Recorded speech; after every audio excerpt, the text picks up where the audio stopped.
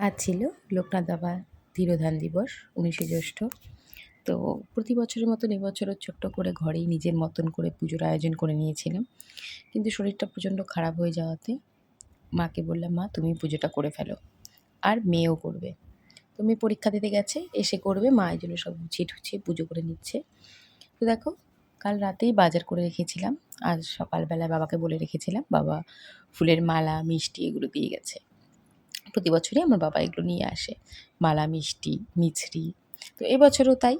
বাবা আগের থেকেই জিজ্ঞাসা করে পুজো করব কি না, কী আনতে হবে। তো যাই হোক, এবার মেয়ে চলে এসেছে, মার পুজো হয়ে গেছে। আর সবথেকে খারাপ লেগেছে কি জানো? এই বছর আর ঠাকুরকে লুচি-সুজি করে দিতে পারিনি। কারণ বাড়ির কাজ হচ্ছে, সব অগোছালো হয়ে গেছে। পুজোটা করেছি কোনো রকম করে। দই, মিষ্টি, ফল দিয়ে। আর লুচি-সুজি করার জন্য যে বাসনপত্র যেগুলো আমাদের নিরামিষ থাকে, তো সেগুলো সব উঠিয়ে রাখা আছে, বের করা হয়নি। তো মেয়ের মতন করে পুজো দিয়ে নিল, আর মা মার মতন করে সব গুছিয়ে দিয়ে গেছে।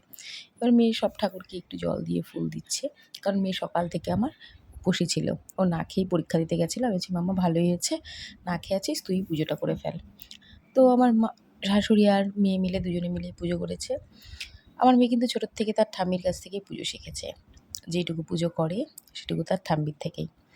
তো আমরা চেষ্টা করেছি সবটাই শেখানোর। আর এই দেখো প্রসাদ। পুজোর পর তো এটাই সবথেকে বড় আকর্ষণ না?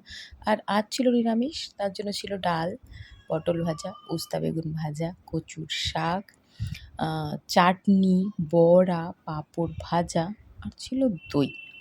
তো প্রচণ্ড গরমে